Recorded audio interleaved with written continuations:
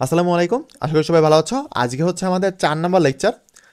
1 থেকে 3 নম্বর লেকচার পর্যন্ত যারা নতুন আছো তারা একটু এই ইউটিউব চ্যানেলটা চেক করে নিবা। আমাদের ইউটিউব চ্যানেলে প্লেলিস্ট করে দেওয়া আছে। ঠিক আছে, যারা তোমরা নতুন তারা হচ্ছে 1 থেকে 3 পর্যন্ত লেকচারটা ইউটিউব থেকে প্লেলিস্ট থেকে দেখে নিবা রেকর্ডেড। আর আজকে হচ্ছে আমরা 4 নম্বর লেকচার শুরু করতে যাচ্ছি। এখন গতদিন আমরা হচ্ছে শিখছিলাম এই যে 5টা টাইপ। ওকে, 1 থেকে 5 নম্বর টাইপ পর্যন্ত শিখছিলাম আমরা। এইটা হচ্ছে পেরেক আর হচ্ছে হাতুড়ির ম্যাথ। এখন ওইটার হচ্ছে তোমার উদাহরণ দেখানো বাকি থেকে গেছিলো, আমি ওইটা একটু দেখাই দিব। আর ক্লাসটা হচ্ছে পরে রেকর্ড করা হচ্ছে, কারণ আমরা যখন আজকে ক্লাস নিয়েছিলাম তখন হচ্ছে রেকর্ড করতে মনে ছিল না, এই জন্য এখন তো হচ্ছে আমি রেকর্ডটা করে দিচ্ছি আর কি। ওকে, আমাদের একটা উদাহরণগুলো আমি আগে দেখে নিব, তারপরে হচ্ছে অন্য টপিকে যাব। এখানে গত দিন যে টাইপগুলো পড়াইছিলাম ওইগুলোর উপরে উদাহরণ দেখাচ্ছি। 10 কেজি ভরের, ওকে, 10 কেজি ভর মানে এটা হচ্ছে এম এর মান। ওকে, ভরের একটি হাতুড়ি 2 মিটার উচ্চতা, এইটা হচ্ছে এইচ এর মান, থেকে পেরেকের উপরে পতিত হলে পেরেকটি মাটির ভেতরে এত সেন্টিমিটার ঢুকে যায়। এইটা কিসের মান বলো তো? এটা হচ্ছে এক্স এর মান। ওকে, যায় মাটিটির গড় প্রতিরোধ বল। এই যে গড় প্রতিরোধ বল, এই গড় প্রতিরোধ বল মানে কি? তুমি নিউটনের থার্ড ল জানো না? নিউটনের থার্ড ল কি ছিল? যে প্রত্যেক ক্রিয়ালি মানে প্রত্যেক যে ক্রিয়াটা দিবা ওই ক্রিয়ার সমান সমান বিপরীতমুখী প্রতিক্রিয়া বলটাও তুমি পাবা। ঠিক আছে, এইটা এখন সেইটা থেকে আমি এখানে বলতে পারি যে গড় প্রতিরোধ বল মানে মাটি, ওর ধরো তুমি সাপোজ এর উপরে একটা বল প্রয়োগ করতেছো, এটা হচ্ছে মাটি। ওকে, এইটা হচ্ছে মাটি, এর উপরে একটা বল প্রয়োগ করতেছো। এখন এ তো তোমাকে একটা ফিডব্যাক দিবে, তাই না? এটা হচ্ছে নিউটনের থার্ড ল। সেইটা ওই তোমার গড় প্রতিরোধ বল ওইটা ওই এফটা তোমাকে নির্ণয় করতে হবে। এখন আমরা গতদিন কি শিখছিলাম? যে ডাব্লু, আমরা কাজ নির্ণয়ের সূত্রগুলো শিখছিলাম। এখন ডাব্লু সমান সমান কিন্তু এটা জিনিস লেখা যায় যে এফ ডট এক্স বা এফ ডট এস, মানে দুইটাই স্মরণকে নির্দেশ করে। তুমি যে কোনো একটা ইউজ করতে পারো, কিন্তু এক্সটা করা বেটার। মানে W equal to F dot x, এইটা করা হচ্ছে বেটার। ওকে, ঠিক আছে। তাহলে চলো আমরা সূত্র দেখো। এখন এখানে উচ্চতা দেওয়া ছিল। ওকে, তাহলে উচ্চতা নিয়ে কত নাম্বার টাইপ ছিল? উচ্চতা নিয়ে তোমার টাইপ ছিল হচ্ছে 5 নাম্বার, সরি এখানে 4 দেওয়া আছে, এখানে 5 হবে। ওকে, 5 নাম্বার টাইপটা ছিল তোমার 5 নাম্বার টাইপ, সেটা ছিল হচ্ছে উচ্চতা নির্ণয় রিলেটেড। এই দেখো, হাতুড়ি এইচ উচ্চতা থেকে পড়লে কৃতকাজ নির্ণয়। ওকে, এইটা তাহলে এইচ উচ্চতা। এখন উচ্চতা দেওয়া থাকলে আমরা মনে করবো যে টাইপ 5। এখন টাইপ 5-এর কাজ নির্ণয় সূত্র কি? এই যে কৃতকাজ নির্ণয় সূত্র হচ্ছে W equal to M G into H plus X. Okay, এখন এইটা ব্যবহার করে আমরা কি করব? হচ্ছে এফ এর মান নির্ণয় করব। তাহলে আমরা ডাব্লিউ ইকুয়াল টু প্রথম সূত্রটা লিখি, W equal to M G into H plus X. এখন তুমি এই ডাব্লিউ সমান সমান লিখতে পারো এফ ডট এক্স। এই যে এফ ডট এক্স মানে এই যে শিখে আসলাম না, W equal to F dot x, এইটা। ওকে, এইটা জাস্ট আমি মান বসালাম। ঠিক আছে, আর বাকি এইটুকু এইটুকু সেম টু সেম। এখন তুমি কি করবা? যে আমার তো লাগবে হচ্ছে এফ এর মানটা, তাহলে এক্স তো লাগতেছে না, তাহলে যেটা লাগতেছে না সেটা আমি এই পাশে ট্রান্সফার করে দিই। এই পাশে গুণে আসে, এই পাশে হলে ভাগে হয়ে যায়। এই যে ভাগে হয়ে গেছে, ঠিক আছে, ভাগ করে দিছি। তাহলে এফ ইকুয়াল টু কি দাঁড়াচ্ছে? M G into H plus X divided by X, এইটা। এখন তুমি জাস্ট মান বসাও। এম এর মান কত ছিল বলো তো? 10। এই যে 10 বসাইছি। তোমার হচ্ছে জি এর মান ছিল 9.8। এইচ এর মান কত ছিল? এইচ এর মান 2 মিটার। অবশ্যই এইগুলোকে মিটারে রাখতে হবে। ওকে, যদি সেন্টিমিটার থাকে সেটাকে তুমি মিটারে কনভার্ট করবা কি করে? 1000 দিয়ে ভাগ করে। ঠিক আছে, 1000 দিয়ে ভাগ করে দিবা, যেটা সাপোজ সরি 100 দিয়ে ভাগ করে দিবা, যেটা আসবে ওইটা হচ্ছে তোমার মিটার। ঠিক আছে, ওকে। তা এখানে তো মিটার আছে, মিটার থেকে আর তো মিটারে কনভার্ট করতে হচ্ছে না, যা আছে তাই। এইবার তারপরে দেখো এক্স এর মানটা কি করতেছো? এক্স এর মানটা সেন্টিমিটারে আছে, তাহলে কি করতে হবে? মিটারে কনভার্ট করতে হবে। সেন্টিমিটার ডিভাইডেড বাই হচ্ছে 100 করলে তুমি দেখবা 0.02 আসতেছে, এটা মিটার এককে। ওকে, এই যে আমি এখানে বসাই দিলাম সব কিছু। এই যে এই এক্স এর মান আর এই এক্স এর মান কিন্তু দুইটাই সমান। ঠিক আছে, এই যে এটা এক্স বলতে আসলে এক্স এর পরিচয়টা কি? এক্স এর পরিচয়টা হচ্ছে এই পেরেকের উপরের অংশ, এইটাকেও এক্স বলা হয়। এই পেরেকের কতটুকু ঢুকছে এটাকেও এক্স বলা হয়। তুমি যেটাই ধরো না কেন। এখন যেহেতু আমাকে প্রশ্ন বলেছে যে মাটির ভিতরে ঢুকে গেছে, এইটুকুকে নির্দেশ করা হয়েছে, মানে এইটা সমান সমান হচ্ছে 0.02 মিটার। ওকে, এটা তাহলে সেটা দিলাম, দিয়ে জাস্ট আমি ক্যালকুলেটার চাপ দিব, আমার 998 নিউটন এটা চলে আসবে। ঠিক আছে, 998 না, সরি 98 নিউটন, মানে 9898 নিউটন। ওকে, এটা তোমরা একটু দেখে নিও, ক্যালকুলেটার ক্লিক করলেই অ্যান্সার চলে আসবে। ওকে, এখন হচ্ছে আমরা একটু নিচের দিকে যাই, উপর দিকে। এখানে দেখাচ্ছে 2 নম্বর উদাহরণ। 2 নম্বর উদাহরণ কি আছে? 10 কেজি ভরের একটি হাতুড়ি একটি পেরেকের উপর এত বেগে, এখানে ভর দেওয়া আছে, ওকে, এটা হচ্ছে ভর এম এর মান, এটা হচ্ছে ভি এর মান, বেগে পড়ে, মাটির গড় প্রতিরোধ বল এফ এর মানটাও দেওয়া আছে। গত প্রশ্ন যে আমি বের করছিলাম না এফ, ওইটাও দেওয়া আছে। পেরেকটি মাটির ভেতরে কতটুকু প্রবেশ করবে, মানে এখানে চাইছে কি আসলে বলো তো?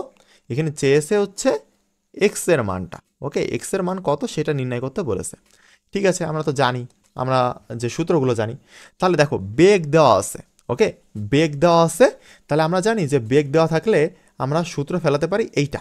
ঠিক আছে, তোমাদের যে 3টা অথবা 4টা যে সূত্র শিখাইছিলাম, তুমি এগুলো ঠুটস্থ রাখবা, তাহলে তুমি কি এলিমেন্ট উদ্দীপকে দেওয়া আছে এইটা দেখলেই বুঝতে পারবা। ওকে, তাহলে W equal to half M V square plus M G X, এইটা। ওকে, সূত্র বসালাম। এখন আমার তো বেরো করতে বলেছে এক্স এর মান, তাই না? আমি তো সূত্র বসালাম ডাব্লিউ এর, তাহলে ডাব্লিউ সমান সমান আমি এফ এক্স। এখন এই জায়গায় এক্স এর মানটা লাগবে, এফ এর মান কত আছে বলো তো? এফ এর মান এই যে 1000 দেওয়া আছে উদ্দীপকে, এই দেখো উদ্দীপকে এখানে দেওয়া আছে 1000, 1000 বসাই দিলাম, ঠিক আছে। আর এক্স গুণ আকারে রেখে দিলাম এক্সকে। এইবার তুমি এখানে মান বসাও, এম এর মান কত? 10। আর হচ্ছে ভি এর মান কত বলো তো? ভি এর মান হচ্ছে 50, এই যে এখানে 50, সেই 50টা, ওকে। আর এখানে পরে তুমি প্লাস, এই যে প্লাস দিলাম, এম এর মান কত? 10, আর জি এর মান কত? 9.8 ইন্টু এক্স এর মান যেহেতু বের করবো, সুতরাং এক্সই রেখে দিয়েছি। এখন তুমি ক্যালকুলেটর দিয়ে জাস্ট ক্যালকুলেশন করবা এক্স এর মানটা, ওকে। এক্স এর মান আসবে 13.85 এত মিটার, ওকে। এটা হচ্ছে তোমার অ্যান্সার গেল। এইবার আশা করি বুঝতে পারছো। এইবার চল আমরা 3 নাম্বার হচ্ছে উদাহরণটা দেখে নিই, কেমন? 3 নাম্বার উদাহরণ যদি আমি দেখতে যাই, এখানে 5 কেজি ভরের একটি হাতুড়ি, 5 কেজি, ওকে, এটা হচ্ছে তোমার এম এর মান। হাতুড়ি দ্বারা দেওয়ালে আটকানো একটি পেরেক, ওকে। এখানে দেওয়ালে আটকানো, এই কথাটার মানে কি? দেওয়ালে আটকানো মানে অবশ্যই দেওয়ালটা উলম্ব আকারে আছে, ওকে, অবশ্যই দেওয়ালটা উলম্ব আকারে আছে, ঠিক আছে, বুঝতে পারছো?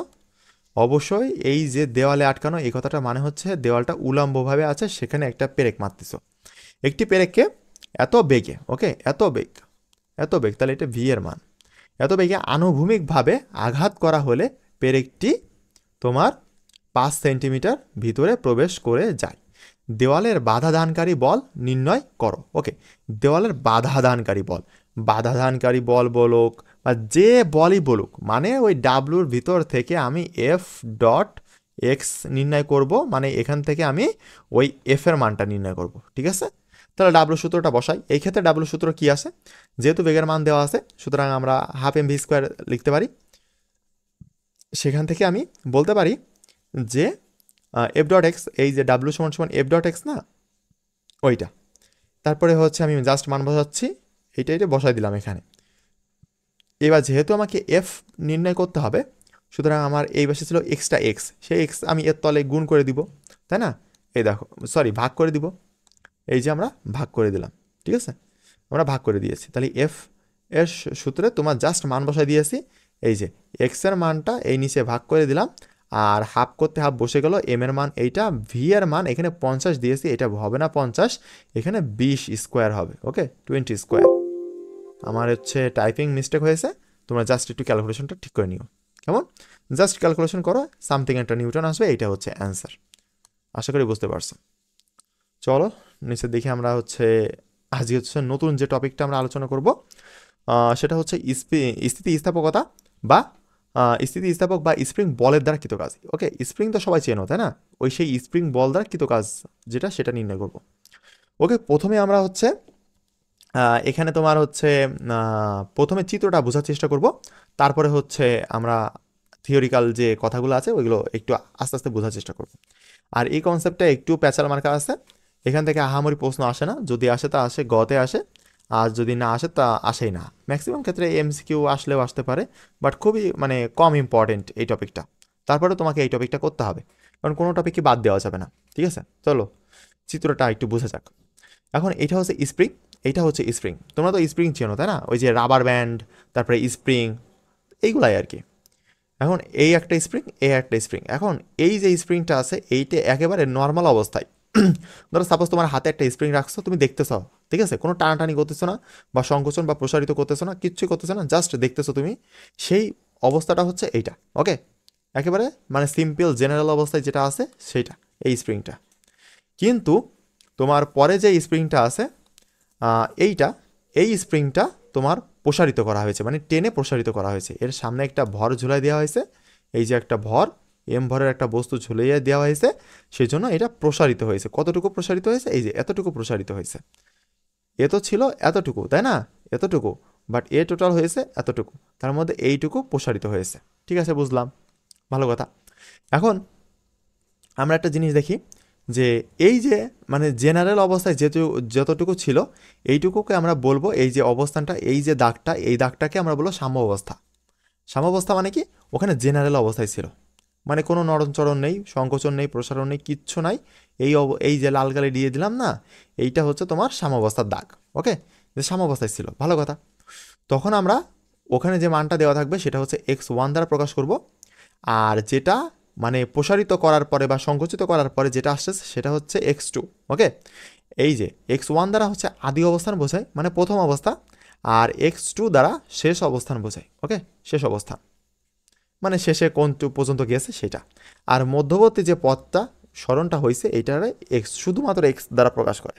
ঠিক আছে, সেটা বামে হতে পারে বা ডানে হতে পারে। এই ক্ষেত্রে কোথায় হয়েছে দেখো, বাইরের দিকে, মানে ডান দিকে হয়েছে, বাম থেকে ডানের দিকে আছে।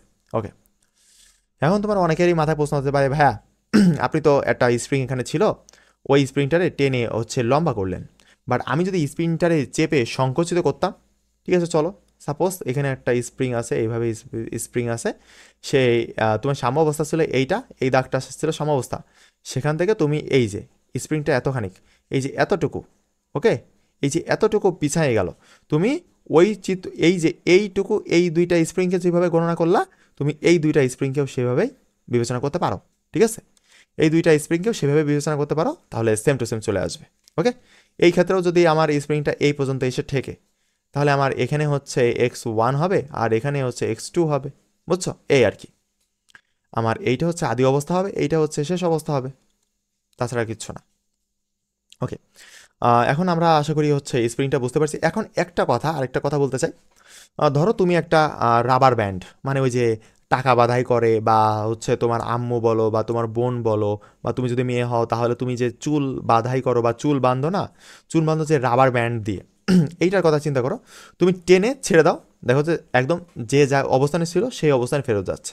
ঠিক আছে, এই যে মানে যে ধর্মটা, ওকে, এইটা হচ্ছে স্প্রিং ধর্ম। এখন এই জিনিসটা কেন হয়? এই স্প্রিংয়ের মধ্যে, এই স্প্রিংয়ের অভ্যন্তরে একটা বল কাজ করে, সেটা হচ্ছে প্রত্যয়নী বল বা স্প্রিং বল। ওকে, এই যে এই স্প্রিংয়ের মধ্যে একটা বল কাজ করে, সেটা হচ্ছে প্রত্যয়নী বল বা স্প্রিং বল, যেটাই বলো না কেন, কোনো সমস্যা নেই।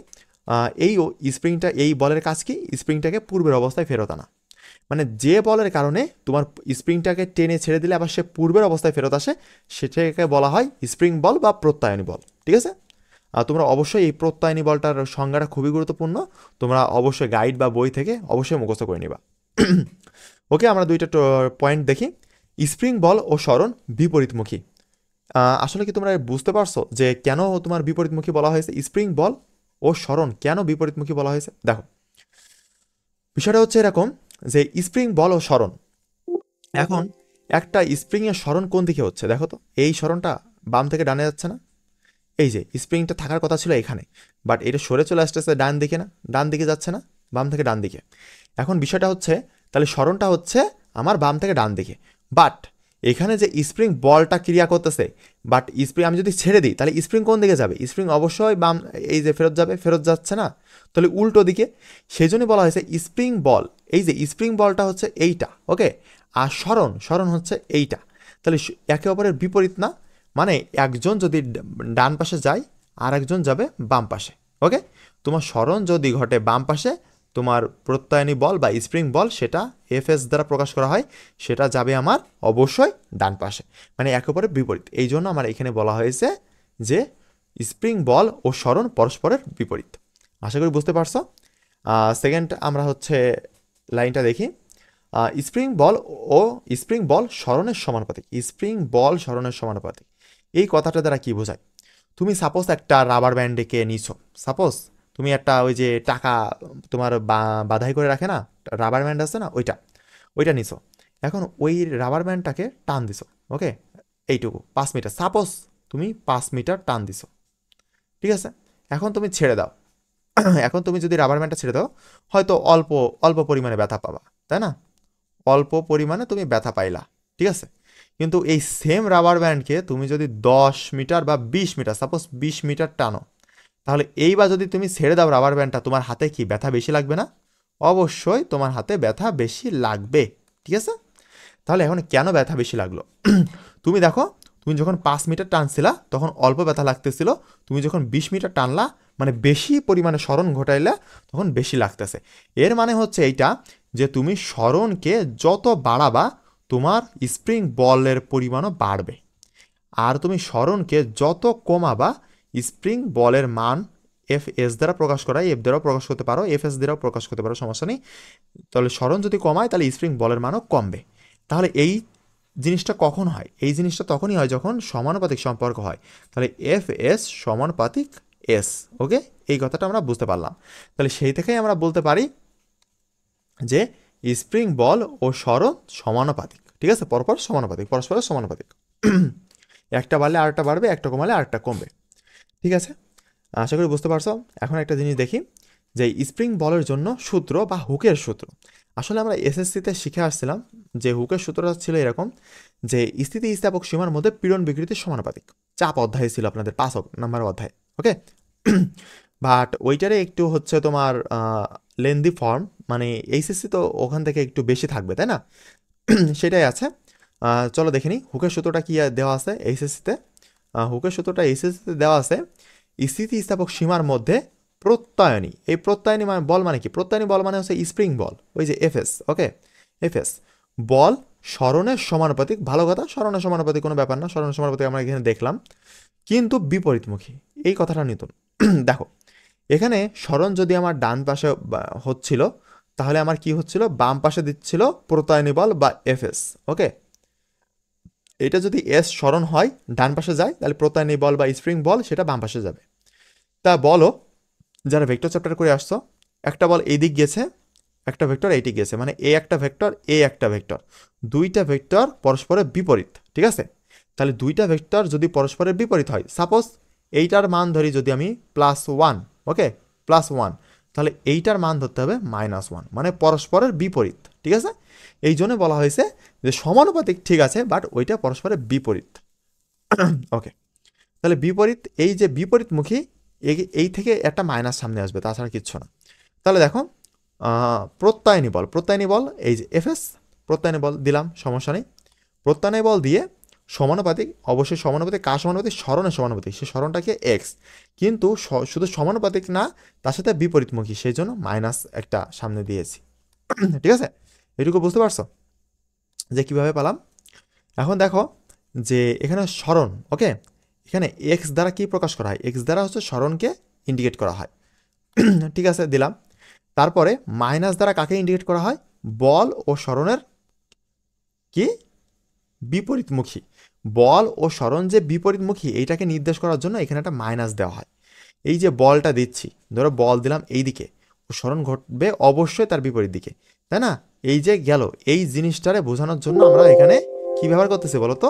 এখানে আমরা মাইনাস চিহ্ন ব্যবহার করতেছি। এই যে সূত্রে মাইনাস দিচ্ছি এই কারণে, ওকে। আর এফএস দ্বারা কি বোঝায়? স্প্রিং বল বা প্রত্যয়নী বলকে আমাদের ইন্ডিকেট করে, ঠিক আছে।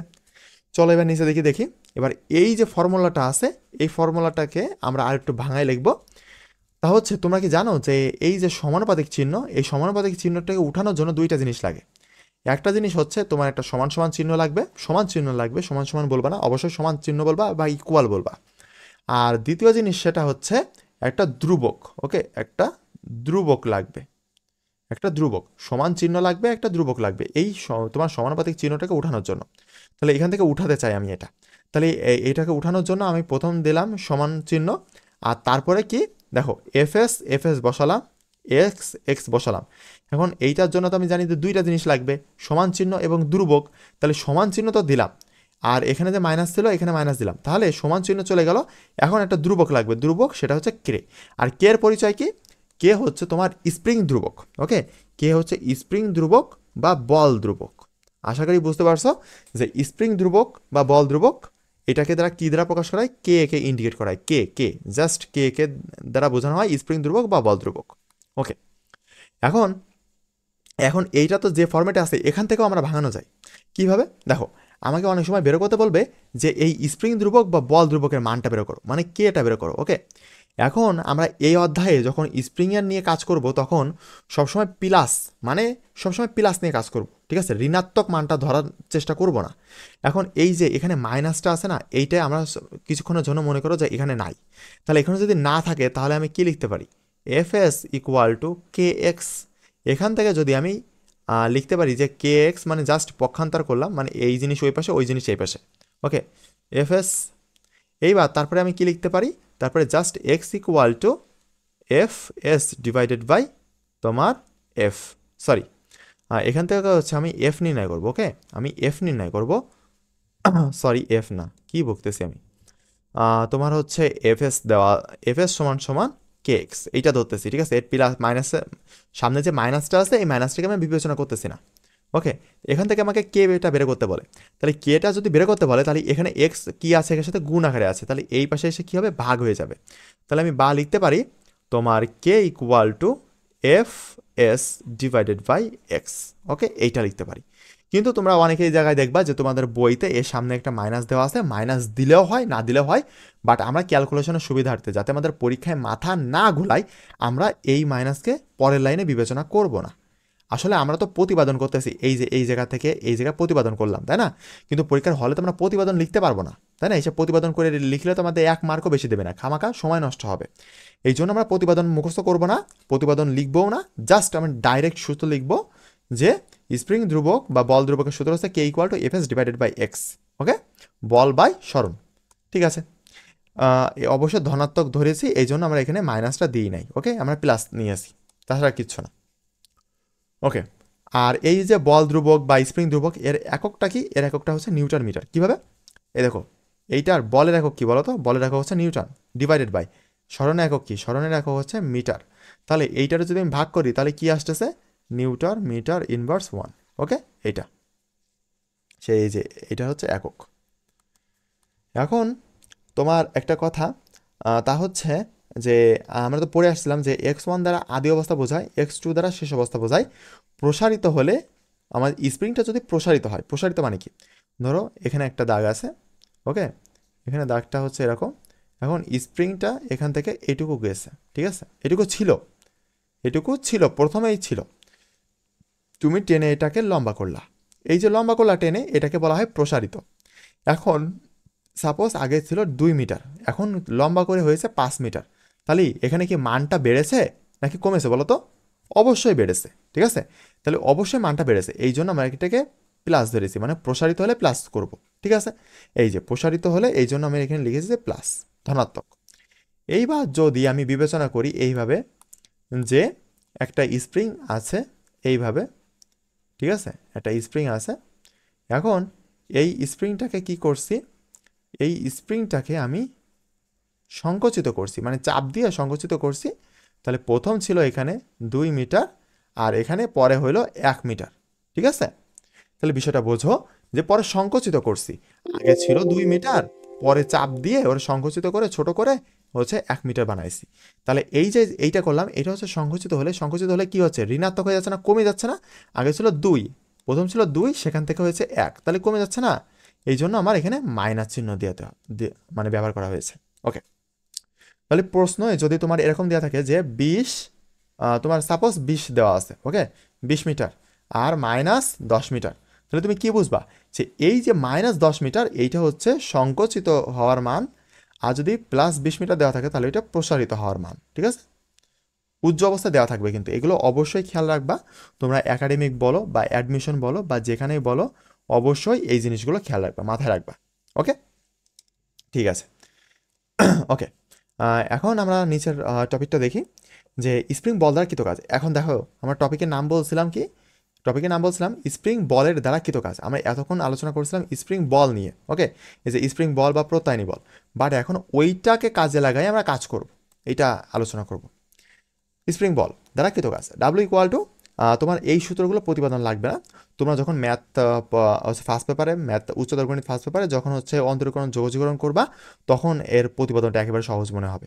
আর কোনো ইউনিভার্সিটিতে প্রতিপাদন আসে না, তোমার কোনো হচ্ছে পাবলিক যে পরীক্ষাগুলো আছে এখানেও তোমার প্রতিপাদন আসে না, সুতরাং এগুলো শিখে কোনো লাভ নাই, জাস্ট সময় নষ্ট। এই জন্য just A plus B whole square আকারে মনে রাখবা যে স্প্রিং বল দ্বারা কৃত কাজ W equal to half K X one square minus 1/2 K X two তার স্কোয়ার। ওকে, এইটা এখন এই যে সূত্রটা, এই সূত্রটায় তুমি একটা জিনিস দেখো, এক্স ওয়ান দ্বারা কি বোঝাচ্ছে আদি অবস্থান, এক্স টু দ্বারা শেষ অবস্থান, ভালো কথা, সমস্যা নেই। এখন বিষয়টা হচ্ছে যে এখানে একটা শর্ত দেওয়া আছে যে এক্স ওয়ানটা যদি বড় হয়, ওকে, যদি এক্স ওয়ানটা বড় হয়, সাপোজ একটা স্প্রিং দেওয়া আছে, এক্স ওয়ানের মান হচ্ছে 10 আর এক্স টুর মান হচ্ছে কত বলো তো? এক্স টুর মান সাপোজ তুমি ধরো, সাপোজ হচ্ছে এক্স টুর মান, ওয়েট, এখানে তো হচ্ছে একটা হবে, সাপোজ এক্স টুর মান হচ্ছে 5, ওকে, এক্স টুর মান হচ্ছে 5, ঠিক আছে? তাহলে বলো তো এক্স ওয়ান বড়ো নাকি এক্স টু বড়ো? অবশ্যই এক্স ওয়ান বড়ো।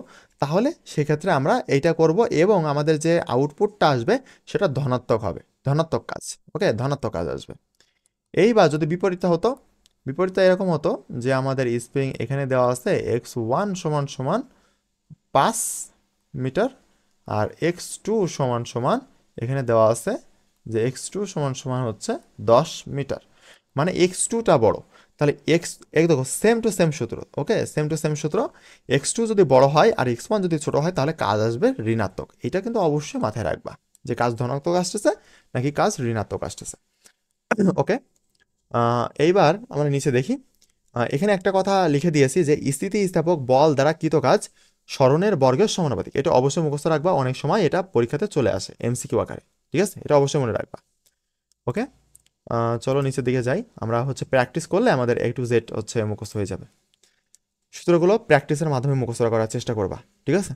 সাপোজ একটা উদাহরণ দিই যে তোমার বাসায়, তুমি চোখ বন্ধ করো আর ভাবো যে তোমার বাসায় হচ্ছে কোথায় ফ্যানের সুইচ আছে বা লাইটের সুইচ আছে। তুমি অবশ্যই জানো যে কোথায় ফ্যানের সুইচ বা লাইটের সুইচ আছে। কেন, তুমি কি এটা মুখস্থ করছিলে যে এখানে ফ্যানের সুইচ আছে, এখানে ফ্যানের সুইচ আছে, এখানে ফ্যানের সুইচ আছে? না, তুমি প্রতিদিন এই ফ্যানের সুইচ অন করো অফ করো, এই জন্য প্র্যাকটিস হয়ে গেছে। ওকে, তোমার প্র্যাকটিস হয়ে গেছে, এই প্র্যাকটিসের কারণে তুমি চোখ বন্ধ করলে ওটা দেখতে পারো। আমি ঠিক তেমনভাবেই চাচ্ছি তুমি ফিজিক্সটাকে প্র্যাকটিস করো, ম্যাথটাকে প্র্যাকটিস করো, কেমিস্ট্রিকে এইভাবে প্র্যাকটিস করো প্রতিদিন। তোমার এক সময় চোখ বুঝলেই এগুলো একদম পৃষ্ঠা তোমার চোখের সামনে ভেসে উঠবে, ঠিক আছে? ওকে, উদাহরণে ফেরত আসি। একটি স্প্রিংকে সাম্যাবস্থা হতে, এখন দেখো সাম্যাবস্থা হতে এত টানতে, এই কথাটার মানে কি? সাম্যাবস্থা হতে একটা স্প্রিং, সাপোজ এটা একটা স্প্রিং তোমার সাম্যাবস্থায় ছিল এই জায়গায়, ওকে, সাম্যাবস্থা, এইটা ছিল সাম্যাবস্থাকে কি দ্বারা, এক্স ওয়ান দ্বারা প্রকাশ করি। সাম্যাবস্থা থেকে এত টানতে এত সেন্টিমিটার টাইন আছে, ঠিক আছে, এত সেন্টিমিটার, ওকে, সেন্টিমিটার, এই যে এক্স টু। এখন তুমি দুইটা জিনিস করতে পারো, এক্স ওয়ান আর এক্স টুর মান কিন্তু এই লাইনটার মধ্যে দেওয়া আছে, তুমি দুইভাবে বিবেচনা করতে পারো। তো প্রথমভাবে দেখো, প্রথমভাবে কিভাবে, সাম্যাবস্থা হতে, তাহলে আদি অবস্থান, আদি অবস্থান হচ্ছে শূন্য, এখানে তো নড়াচড়া করতেছিল না, সংকোচনও হয়নি প্রসারণও হয়নি, তাহলে তুমি তো আদি অবস্থান শূন্য, তাই না, এক্স ওয়ান শূন্য। আর তাহলে যে মানটা দেওয়া আছে এই মানটা হচ্ছে কার, এইটা হচ্ছে এর, ওকে, সেন্টিমিটার, অবশ্যই মিটারে কনভার্ট করতে হবে, 100 ডিভাইডেড বাই 10 ডিভাইডেড বাই 100 সমান সমান 0.1, এটা হচ্ছে মিটার, ঠিক আছে? এইটা এইভাবে দেখতে পারো। আরেকটা জিনিস করতে পারো, আরেকটা কি জিনিস করতে পারো, তুমি হচ্ছে একটা, তুমি এখানে একটা চিত্র আঁকি, দাঁড়া ওয়েট, এখানে চিত্র আঁকি, ধরো সাপোজ হচ্ছে এইটা সাম্যাবস্থা আর এখান থেকে এই পর্যন্ত গেছো, ঠিক আছে? এখন এইটা হচ্ছে এক্স ওয়ান, এইটা হচ্ছে এক্স টু, ওকে।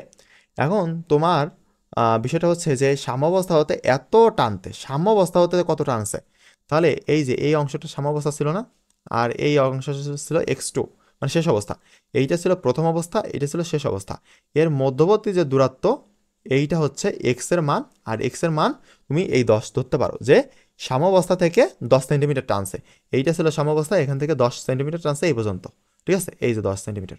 তুমি আগেরটা বিবেচনা করলেও হবে, এইটা বিবেচনা করলে হবে, দুইটার উত্তরই সেম আসবে, ঠিক আছে? তুমি যেভাবেই করো না কেন তুমি এখানে 10ই পাবা ভাই, তুমি এখানে কোনোভাবে কি 20 বানাতে পারবা? কোনোভাবে 20 না। সুতরাং যার ব্রেনটে যেটা ক্যাপচার করতেছে সেটা নিয়েও কোনো সমস্যা নেই। ওকে, স্প্রিং স্প্রিংটির বল ধ্রুবকের মান। বল ধ্রুবক মানে কি বলো তো? বল ধ্রুবক বলতে কে কে কে বোঝাইছে যে কে সমান সমান কত, এটা বের করো। ঠিক আছে, তাহলে কে এর সূত্র কি জানি বলো তো? কে সমান সমান জানি যে F S divided by X. Okay, তাহলে এফ এর মান কত? 30 নিউটন। ওকে, 30 নিউটন দিলাম। আর তোমার এক্স এর মান কত পাইছিলাম? এক্স এর মান হচ্ছে এইটা হচ্ছে এক্স এর মান যদি বলতে পারো, তাহলে এক্স এর মান হচ্ছে 10 সেন্টিমিটার। তাহলে 10 সেন্টিমিটার যদি আমি মিটারে কনভার্ট করতে যাই, তাহলে 1,100 দিয়ে ভাগ দিতে হয়, 0.0 সরি 0.1। ওকে, 0.1, তাহলে 0.1। এখন তুমি যদি হচ্ছে হ্যান্ড ক্যালকুলেশনই করতে যাও, তাহলে কীভাবে করতে হয় জানো? তুমি এই পয়েন্ট দশমিকটাকে উঠানোর জন্য উপরে কি করতে হয়? উপরে তোমার 10 দিয়ে গুণ করতে হয়, 10 দিয়ে গুণ। ঠিক আছে, 10 না, তুমি আরেকবার বুঝাই দিয়ে দাও, তুমি আরও ভালো করে বোঝো। তাহলে 30 ডিভাইডেড বাই 0.1। ওকে, এখন তুমি যদি এটা ক্যালকুলেটার ছাড়া করতে চাও, তোমার মেডিকেলে বা ভার্সিটিতে তো ক্যালকুলেটার নিতে দেবে না, তখন কীভাবে করবা? দেখো, একটা দশমিক উঠানোর জন্য এই দশমিকটা তো উঠা দেবে। এখন এই দশমিকটা উঠানোর জন্য তুমি কি করবা? অপোজিটে, মানে নিচে থেকে উঠাচ্ছ, তাহলে উপরে গুণ করবা কি? একটা দশমিকের জন্য 1। ওকে, একটা দশমিকের জন্য 1। এখন দশমিকের পরে সংখ্যা আছে কয়টা বলো তো? সংখ্যা আছে একটা, সেজন্য একটা শূন্য। আর নিচে তাহলে যদি তুমি দশমিক উঠে যাও, তাহলে 0.1 থাকে, তাহলে 0.1 মানে 1। এখন তাহলে এটা তো ধরা আর না ধরা একই কথা। তাহলে উপর কি থাকতেছে? 30 ইন্টু 10। তাহলে 30 ইন্টু 10 করলে কত হয়? তোমার 2টা শূন্য বসা দাও, আর 3 একে 3, তাহলে 300। ওকে, এইটা, তাহলে এইটা হচ্ছে অ্যান্সার। এবং এইটার এককটা অবশ্যই লিখবা। তোমার যদি একক না লেখো, গতে কত মার্ক বলো তো? গতে হচ্ছে 3 মার্ক। ঠিক আছে, তুমি যদি একক না দাও, এই এককটা না দাও, সে যে ম্যাথ হোক, ফিজিক্স হোক, কেমিস্ট্রি হোক, যদি একক না দাও, তোমার 1 মার্ক কেটে নেবে। ওকে, 1 মার্ক কেটে নেবে। তাহলে তুমি এখানে পাবা যতই অঙ্ক ঠিক হোক, 2 পেজ 3 পেজ 10 পেজ লেখো, তোমার তুমি উত্তরে মানে সঠিক উত্তরের জন্য তুমি 2টা মার্ক পাবা, 1টা মার্ক কেটে নেবে একক না দিলে। এই জন্য অবশ্যই এককটা দেওয়ার চেষ্টা করবা। ঠিক আছে, এবার উদাহরণ 2তে আসি। উদাহরণ 2টা হচ্ছে এরকম যে একটি স্প্রিংকে 2 সেন্টিমিটার, ওকে, 2 সেন্টিমিটার প্রসারিত করতে কৃত কাজ কত হবে? একটি স্প্রিংকে 2 সেন্টিমিটার প্রসারিত করতে, 2 সেন্টিমিটার প্রসারিত করতেছি। ওকে, একটা স্প্রিং, এই যে একটা স্প্রিং এখানে ছিল, আমি ওই স্প্রিংটাকে 2 সেন্টিমিটার প্রসারিত করতেছি। তাহলে তুমি দুইভাবে চিন্তা করতে পারো যে x1 এর মান হচ্ছে কত? 0, যেহেতু আদি অবস্থা শূন্য ছিল। আর প্রসারিত করেছি কতটুকু? তুমি এইটা এক্স, এখানে এইটাও 2 সেন্টিমিটার ধরতে পারো, বা x2 সমান সমান 2 সেন্টিমিটার এটাও ধরতে পারো, তোমার ইচ্ছা। ঠিক আছে, যেহেতু এখানে কৃত কাজ নির্ণয় করতে হবে, কৃত কাজ নির্ণয় সূত্র হচ্ছে x1 আর x2 আছে, সুতরাং আমরা ওই x1 রে শূন্য ধরবো, আর x2 রে আমরা হচ্ছে 2 সেন্টিমিটার ধরবো। ঠিক আছে, 2 সেন্টিমিটার আছে, তাহলে আমরা কি করব? অবশ্যই মিটারে কনভার্ট করবো, 0.02, এটা হচ্ছে মিটার। ঠিক আছে, দিলাম। আর এখানে কে এর মানটা দেওয়া আছে 10 নিউটন পার মিটার। ওকে, সব কিছুই জানি। তাহলে আমরা সূত্র বসাই। সূত্র কি ছিল? W = half kx1 square minus half kx2 তার হোল স্কোয়ার। ঠিক আছে, এখন যদি এই হয়, তাহলে তুমি জাস্ট মান বসাও। তাহলে হাফ, এই হাফ, কে এর মান কত? কে এর মান 10। তারপরে x1 এর মান কত? 0। আমরা x1 এর মান ধরেছিলে যে 0। এখন তুমি বলবা যে ভাই কী করে 0 ধরলেন? ওইটা স্থির অবস্থায় আছে, এই জন্য x1 এর মান 0। আর x2 এর মান কত আছে? দেওয়া আছে 2 সেন্টিমিটার, সেখান থেকে আমরা পাচ্ছি 0.02 মিটার। অবশ্যই মিটারে কনভার্ট করে নিতে হবে। মিটারে কনভার্ট করতে গেলে সেন্টিমিটার থেকে মিটারে কনভার্ট করতে গেলে 100 দিয়ে ভাগ করতে হয়। ওকে, তারপরে জাস্ট আমি মান বসাই দিচ্ছি, এখানে মান বসাই দিলাম, দিয়ে জাস্ট তুমি ক্যালকুলেটারে ক্লিক করলে এখানে একটা অ্যান্সার চলে আসছে, এইটাই হচ্ছে অ্যান্সার। এখন অনেকে প্রশ্ন করবে যে ভাইয়া এখানে প্লাস মাইনাসের একটা ব্যাপার স্যাপার আছে। হ্যাঁ, অবশ্যই। তোমার কলেজের 50 জন স্যার, মানে 50 জন স্যার শেখাবে যে এখানে মাইনাস দাও, আর 50 জন স্যার শেখাবে এখানে প্লাস দাও। দুইটাই রাইট। ওকে, দুইটাই রাইট, তুমি যেটা ইচ্ছা সেটা দিতে পারো। উত্তর কিন্তু সেম, এই উত্তর কিন্তু সেম থাকবে, শুধু এখানে প্লাস হবে অথবা মাইনাস হবে, ওইটা নিয়ে প্যারা নাই। যেহেতু দেখো এখানে 0 বসাইছি, মানে এই টোটাল অংশটা 0 হয়ে যাচ্ছে, এটা নাই। ওকে, কেটে যাচ্ছে, তাহলে এই অংশটা বসে যাচ্ছে, এই আগে মাইনাস আছে সেজন্য এখানে মাইনাস দিয়েছি। ওকে, তোমরা এইভাবে সলভ করতে পারো। আর যদি প্লাস দিতে চাও, তাহলে কি করতে হবে? ওই বড়টা থেকে ছোট করতে হবে। তাহলে তুমি হচ্ছে আগে x2 মাইনাস x1 করে নিতে হবে। ঠিক আছে, তাহলে হবে। আমি এখানে কি করছি? x1 থেকে x2 বিয়োগ করেছি না, এখানে কি করছি? x1 মাইনাস x2 করছি। বাট তোমার যদি তুমি হচ্ছে মাইনাস এখানে না দিতে চাও, এখানে মাইনাস দিতে চাও না, শুধু 2 × 10⁻³ দিতে চাও, তাহলে কি করতে হবে? তাহলে তুমি বড়টা, মানে ওই যে 2 থেকে 0 বিয়োগ করতে হবে, তাহলে তো 2 হয়, এরকম আর কি। তাছাড়া কিছু না, তুমি যেটাই করো না কেন সেটাই ঠিক আছে। ওকে, তাহলে আজকে ক্লাস এই পর্যন্তই। ইনশাল্লাহ কালকে আমরা হচ্ছে ক্লাস নাম্বার 5 নাম্বার ক্লাস নেব ইনশাল্লাহ, খুব তাড়াতাড়ি অধ্যায় শেষ হয়ে যাবে। এবং যদি তুমি হচ্ছে তোমার ভিডিওটা ভালো লাগে তাহলে অবশ্যই সাবস্ক্রাইব করবা চ্যানেলটা, এবং অবশ্যই তোমার বন্ধুদের মধ্যে শেয়ার করে দিবা। আজকে এই পর্যন্তই, আসসালামু আলাইকুম।